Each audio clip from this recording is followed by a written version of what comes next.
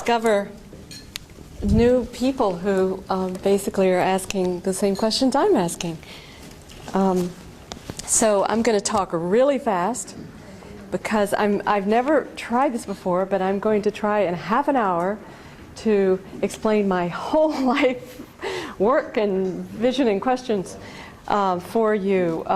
So if you'll bear with me, I will talk fast and hopefully we'll have time for questions. It all started in the 60s. I am definitely a product of the 60s. And as this desperate young person whose life was so shattered by the war in Vietnam, I tried to figure out, why the suffering in the world. And I intuited that if I could just understand why there is hunger in the world, that would unlock all of the complexities of the economic and political order.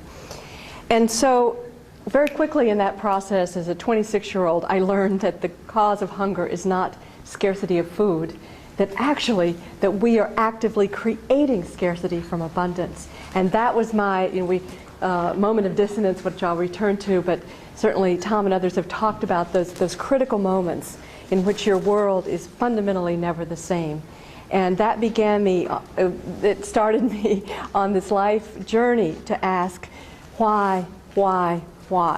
And so that realization that the experts in the headlines that were telling us that we're run out of food, that wait a minute, here I was, this 20-something figuring out, no.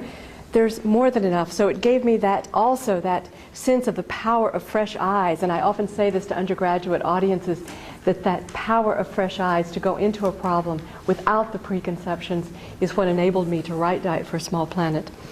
And so over the years, I've continued to ask this why question. And I'll jump ahead into the 90s when I found the language and the ideas in a book, The Anatomy of Human Destructiveness by Erich Fromm. And many of you in my generation might know Fromm from The Art of Loving. But he was a very profound social philosopher. And in the Anatomy of Human Destructiveness, there's one sentence which I often repeat, and it is man's humanity that makes him so inhumane. And what Fromm is talking about is what many of us have alluded to already this morning, and that is the unique capacity of human consciousness to create frames that literally determine what we can see and what we cannot see. Therefore, what we believe ourselves to be capable of. And it is this power of the frame that so grabbed me and seemed to help me to articulate what I'd been intuiting as a younger woman. And also, I run into linguists who introduce this idea of hypocognition, which is the notion that a culture that could be thriving is absolutely blocked because it is missing a core concept need to thrive. And so I've become enamored with the notion that we are suffering from hypocognition globally because we lack a vision and a practical way of talking and framing a notion of self in society, of self-governing that actually works. And what we've grabbed hold of in the last several hundred years, and certainly in my lifetime, is something that I tried to capture, and this is very, very schematic, but in the handout that with the blue circles, the thin democracy. And I would like to already edit this to say not a cycle but a spiral of powerlessness, because it feeds on itself to disempower. And so this is the dominant frame which I think sets us up for this hypocognition, because this frame is missing that which we need. But this, I would offer very schematically, is what is so trapping us today, and it is now a belief system that is going global. Before I walk around these circles with you, I'll just say that I was nowhere but has this trap been more clearly articulated than by Thomas Friedman in his book, The Lexus and the Olive Tree, when he said, there is no more chocolate chip, there is no more strawberry swirl, there is no more lemon lime, there is only free market capitalism and North Korea. You know, it's like, okay, folks, we've reached the culmination of human history, and this is it. Global corporate capitalism plus elections, and that's it. We're all home free, and just spread that around the world. And so that view of democracy, or that view of the culminating social system, as what I've called thin democracy, and it's getting thinner by the moment, I feel, that it basically the idea that we in this country, we're lucky enough, we inherited this thing, elections plus a market economy, not any kind of market economy, but this peculiar idea that benign outcomes will flow from a market economy driven by one rule, and that is highest return to existing wealth. So if this powerlessness cycle, I believe, I kind of started in my own thinking, I started with the upper left where I sort of made that a little darker, that belief, it basically starts with what we believe human beings are made of. And this reduction to this shabby caricature of human complexity, to when you sweep away all the fluff, all you can really count on is that we are competitive, materialistic, and self-centered. And everything kind of, in a way, flows from that, because if we really reduce our view of each other to that caricature, then it is, you know, kind of flows that we have to turn over our fate to some impersonal force that's going to sort out outcomes for us. And so then the market becomes this magical force. In fact, Ronald Reagan called it the magic of the market. And then it flows that, in our version of it, this one rule then inexorably concentrates wealth, which then inevitably infects and warps the political system. I agree with those who would argue that if you have concentrated economic power, to the extent that certainly we do in the United States today, there is almost impossible to keep it out of the political influence. And so I often quote Franklin Delano Roosevelt, who said so eloquently in 1938 when he addressed Congress. He said, "The liberty of democracy is not safe if the people tolerate the growth of private power to the point that it is stronger than the democratic state itself." That, in its essence, is fascism. This was our president using the F word. And so it was very clear in many people's minds throughout our history that concentrated wealth and democracy were absolutely in contradiction. That democracy is based on the dispersion of power, and this one rule economy just concentrates power, leading then, if you go up to this increasing power inequities, powerlessness, which then contributes to fear, depression, and violence. As we see today, there are 50% more suicides in the world than homicides, and suicide rates are going up throughout the world. And then, of course, that sense then leads to this greater consumerism and destruction of our ecology, which then confirms people's view that we can be reduced to this shabby caricature. So thin democracy, my hypothesis to share with you for your feedback is that basically this can't work.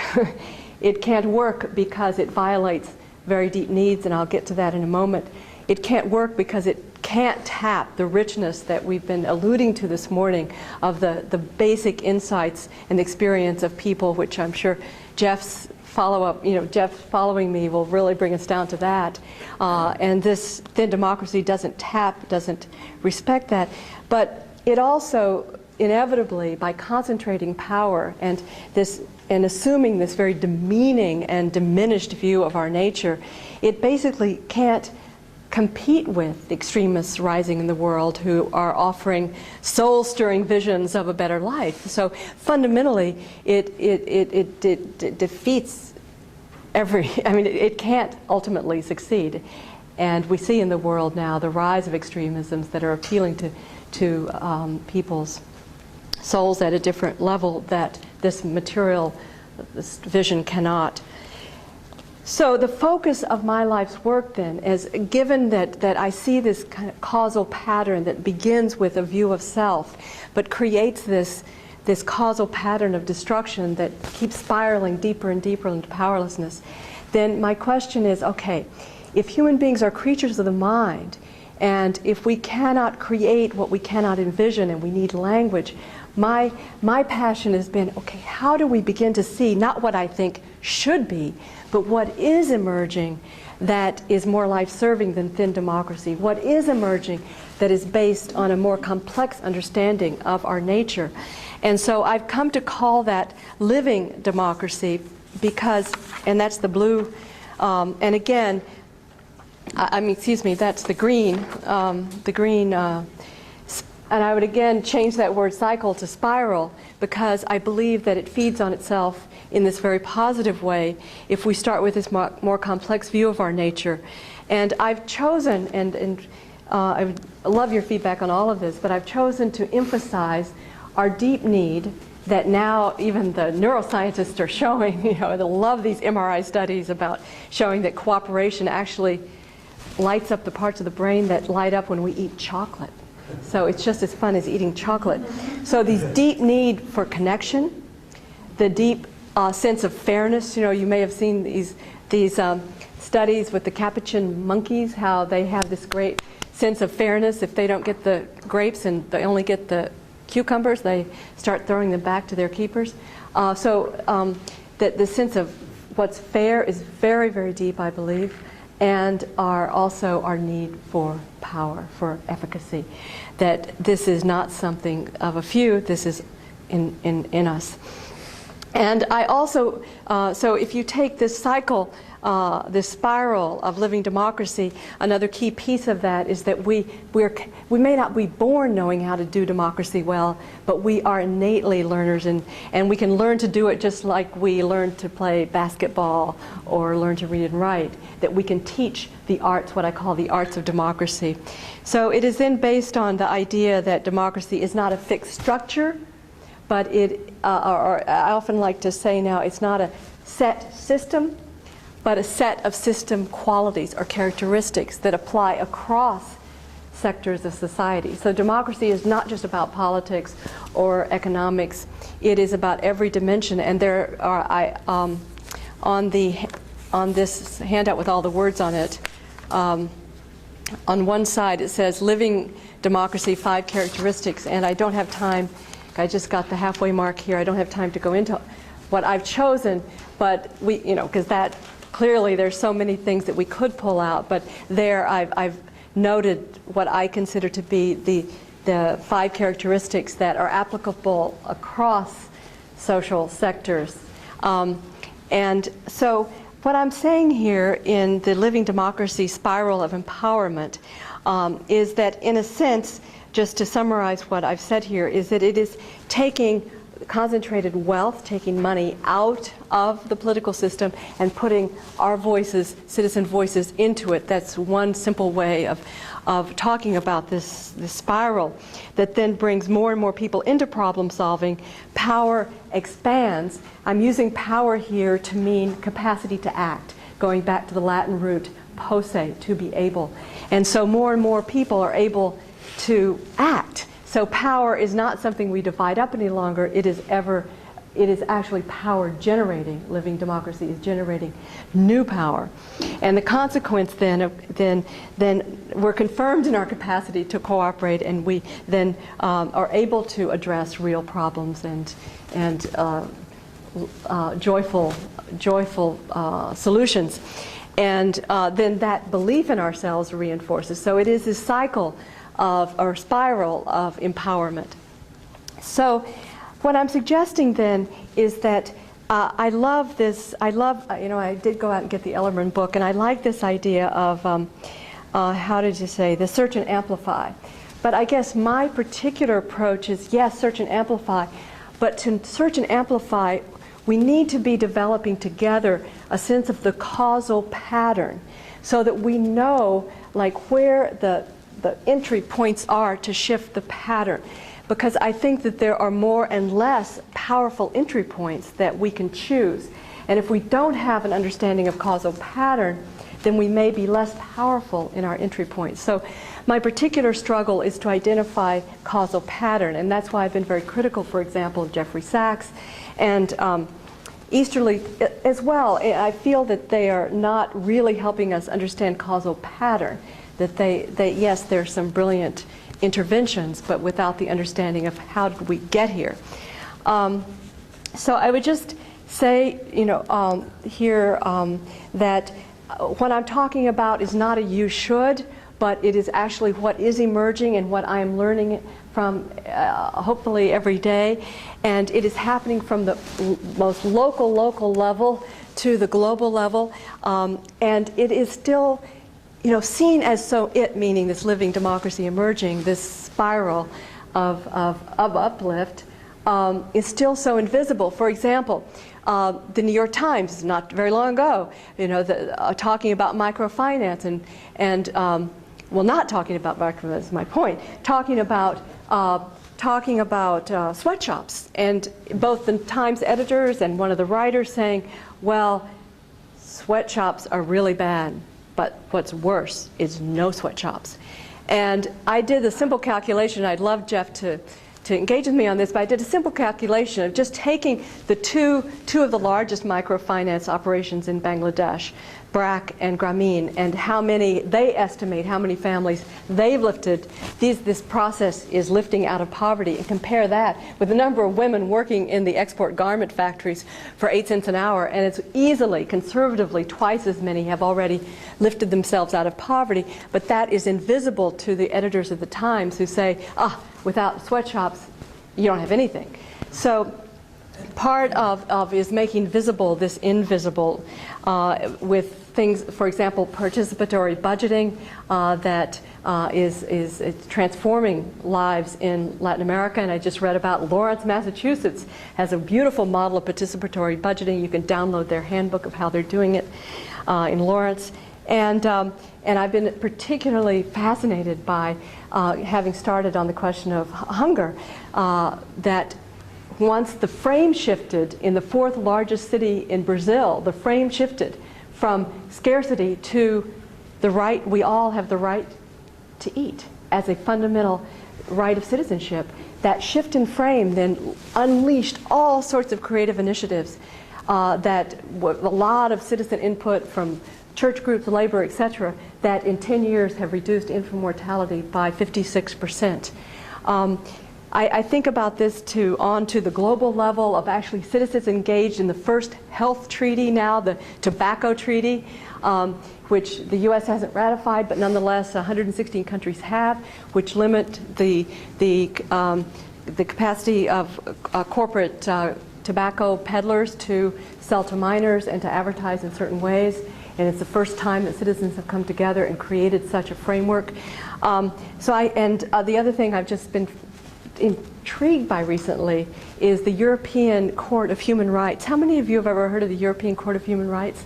Because I was really ignorant. And this is an institution that any individual can bring any citizen in the EU can bring a violation to this court, and the court decides, and the government is accountable for correcting the situation. And I just find that a fascinating development in what I would think of as living democracy. My final example before I conclude in my more personal part here is Dick and I were just in the northern part of Italy, in Emilia-Romagna, where 40% of the gross domestic product, 40% of economic activity is produced by 8,000 cooperatives that are all networked with one another and mutually supportive. And even the social service agencies are cooperatives, 85% of them. And so I'm just going to pass this out, and I've got my 5 minutes left thing. Again, invisible to most of us, and very, very exciting to actually be there in Emilia-Romagna and eat the Parmesan cheese produced by a worker co-op. So I'll conclude with, as you're about to get, the meaning of the word Lord was the keeper of the loaf, and the idea being that responsible for the food for all. So it wasn't simply, I'm going to hoard it for myself. But yes, please. Well, lose hide in the gift economy, or I forget what exactly it's called. I mean, I think in that whole idea of complex reciprocity and anthropology stuff, you want to know. Yes. Because I think that's in there. Yes. Tom.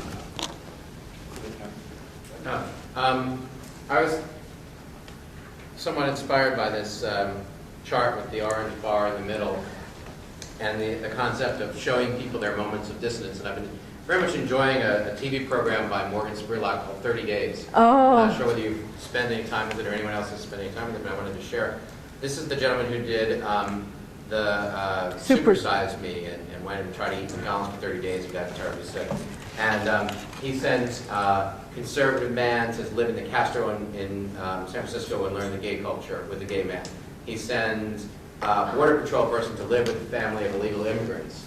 He sent a fundamentalist Christian to live with a family of Muslims in Detroit. And it's brilliantly done. So you see that both learn from the other, and that it creates these moments of dissonance, and it creates the ability for people to see, hopefully vicariously through the television, but also the people who actually are directly affected, that there are different points of view, and that there are different ways of living. And I think that that kind of experience shared might help create more of these for your model. Yeah, no, I didn't know that that's what the film was about. I definitely want to see it and tell people about it. As much as the show that he's been tasked to create subsequently. So, 30 Days, it's on the FX cable network, and it usually runs Tuesday or Wednesday nights at around 10 in the evening. And the first season, I think, is on DVD, and it's quite good television. Wow. Quite intelligent, different than a lot of what's on right now. Oh, thank you. That sounds just to the point. Are there other comments about this profound question or anything else? Mark? Sure. It gets to, I think, fear as being the origin, as you pointed out in the cycle. And what I wanted to try to outline is a virtuous cycle that can spring from fear. The founders of this country feared concentrated power, especially concentrated political power. And they did a pretty good job, at least compared to other systems, of putting that power in check. And as a result, people didn't fear the way they had before arbitrary and capricious power, political power. And when Tocqueville came 50 years into the experiment and started to take a look at the cultural spirit, the attitude, he was astounded by the degree of spontaneous cooperation. Yes. The qualities in a minimal state, which is part of your thin democracy, because it was a minimal, by and large, state. These qualities, good qualities in the people, came forth. Excuse me. And I would argue or speculate that Maslow's pyramid has a lot to go for it in explaining this kind of behavior, that as people feel secure in terms of the tooth and claw kind of danger lurking everywhere, as they emerge in a safeguarded environment from that kind of predation, they get to comfort levels and then generous levels, generative levels, where they define themselves differently than they do when they feel at risk of being at the wrong side of the power struggle. So I think what accounts for a lot of the emergence of these qualities that you cherish is, in fact, a state that is a good neighbor and a respecter and minimally intervening. Yes, yes. I mean, but I would say that's not thin democracy, that's living democracy, because if you have empowered people, then you definitely need less of any kind of centralized. I mean, why do we need OSHA? Because, we have such concentrated economic power and workers are so relatively unempowered. The more empowered workers are. Knew Claire Graves very intimately, and he told Graves that Graves had gotten it right and he had gotten it wrong. Really? And it looks at the evolution of consciousness as a spiral. And it's not, there's no better or worse than, but it's looking at how when humanity started and then when humans start, there's this sense of I need to fulfill my existential needs. And then from that, there's a sense of a causal relationship. So you start to notice a self, there's a locus of the self in relationship to the world. And then it's called the mythic member stage. So at that point, you start to become aware of some sense of spirit and of the presence of spirit. And anyway, I don't want to get into the whole model, but I think it would be really Oh, I will, definitely. Thank you. I'll look that up. Yes, Tom. I'm holding my tongue for too many answers here.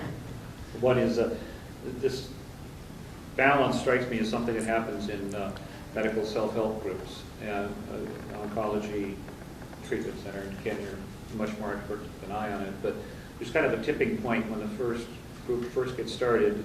Does it turn into a pity party and, oh my gosh, we're all sick, and how bad are you today? Or is it a positive, uplifting experience? And from what I'm told, there's a key dynamic at the early stage that tips it one way or the other, and it needs to go that way. I'm also very interested in the dynamics of Alcoholics Anonymous as a self-replicating, very thin structure that does this kind of stuff. So that's one thing. The other thing about your Italy examples, Francis Fukuyama, writing on trust, talks about thin trust and thick trust and the radius of trust. And the Italians in particular have a trust, a model towards family and church, I think, and not government.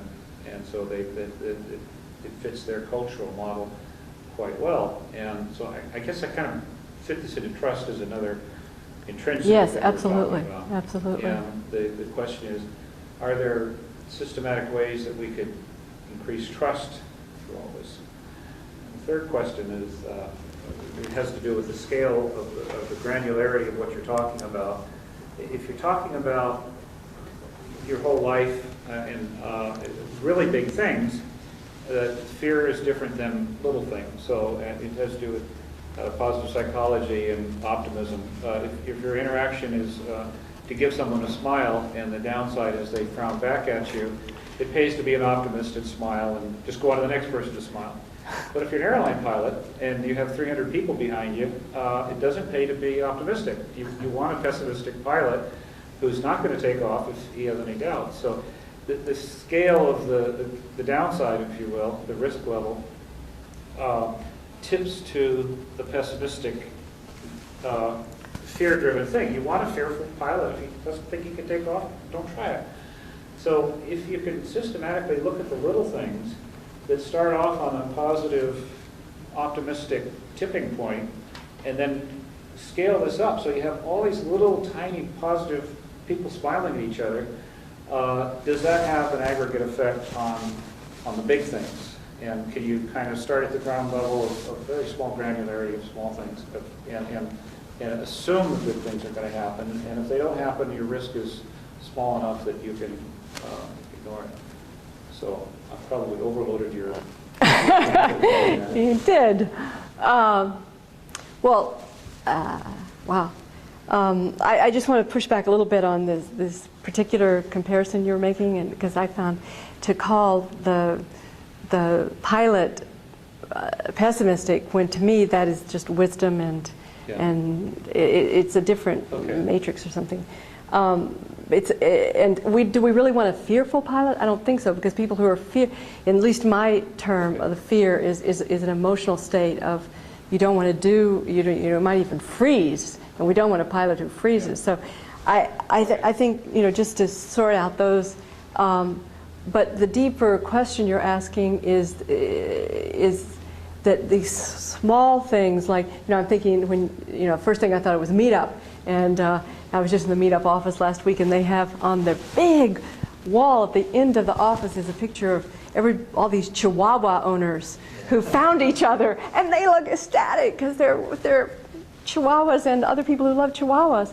And, for me, is that really changing the world? Is that really ending poverty and hunger in America?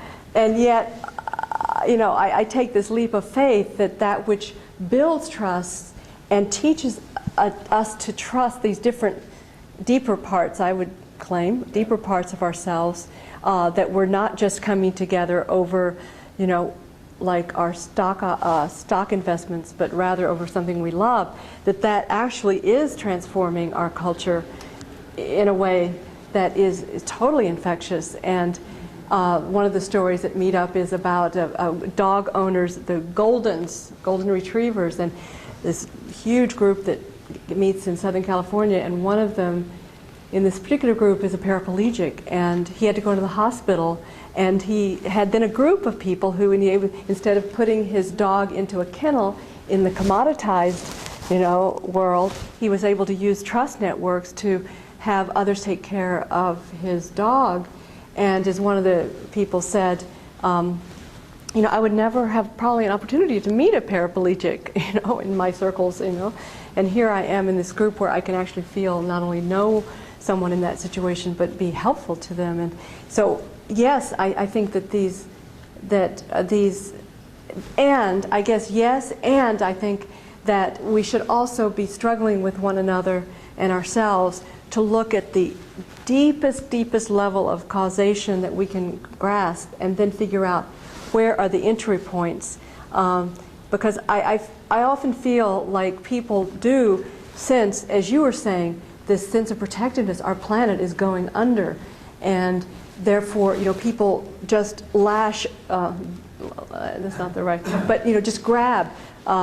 You know, any act of charity, any act of protest, just do anything. And I know from my own work that, you know, when people said, oh, in the 70s, just send food aid. Well, sending food aid is in many countries the worst thing that we could have done.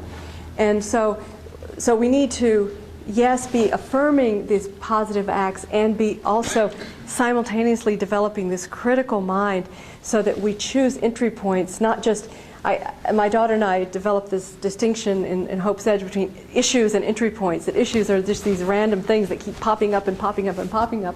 Entry points are deliberately chosen because they can shift the pattern. And so I guess I'm trying to hold all of that and figure out, you know, on any particular thing that I'm learning about, highlighting, to what extent does it have opportunities to shift the very assumptions that drive the spiral. So an entry point is kind of a trigger point to do a pattern, if Yeah. you will. Right. And so you have that in Hope's Edge already?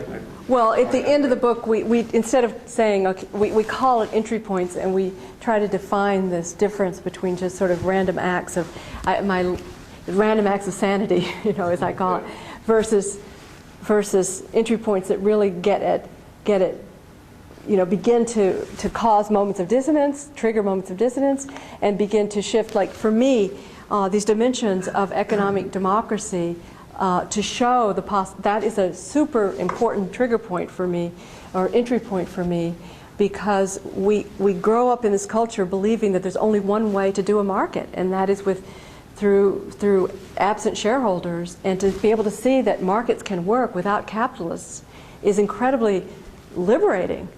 So I often focus on, say, Organic Valley, which I kind of poo-pooed, or at least I dismissed a little bit when it started less than 20 years ago, as these little ragtag farmers in western Wisconsin. And now I can walk into, you know, supermarkets and buy their products, and it's democratically organized, and profits are returning back to the rural communities. To me, that like really shakes people up to think, oh, they're still like, the farmers still have a say, and the profits aren't going off to Bentonville, Arkansas. They're actually going back to, you know, Viroqua, Wisconsin. And so that's what I mean by being strategic. And am I run out of time? Please carry on. We just clean up. You got about 7 Okay. I just thought of a metaphor that I wanted to share. That it was a rainy day. My daughter and I were on the tour with Hope's Edge in Seattle, and you know, it was a rainy day in Seattle, and this dismissive, oh, I'm just a drop in the bucket. You know, these sort of random acts of sanity. You feel like you're just a drop in the bucket. And we were talking, and we said, you know, being a drop in the bucket is incredible. It's fantastic, because buckets fill up so fast on a rainy night. The problem is people can't see the bucket, and they feel like they're drops in the Sahara Desert that are evaporating before they hit the ground. So really, we kind of looked at each other. What we're trying to do is to create a bucket. And I feel like that's what all of you and we, we're trying to yes, use all our smarts and all our connections, but ultimately we're trying to help people see the power of their individual actions that are adding up, are filling up. And I know a bucket is not very hip, networky kind of metaphor, but it does kind of communicate this idea that being how our individual acts can contribute. And so I just wanted to throw that in. Yes, please.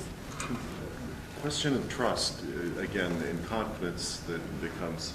And I think that implicit in the assumption that we should have buckets to do this or buckets to do that, and a process of choosing which buckets to do through a participatory, deep participatory process may, in fact, slow the and limit the diversity of the buckets that people would choose spontaneously to offer and fill. And the reason, I guess, for that is that the system of making decisions politically suggests that some patterns should have precedence over others, or some outcomes should have precedence over others. The Chihuahua owners, should be, in some way, less than the causes that I agree with you are more important.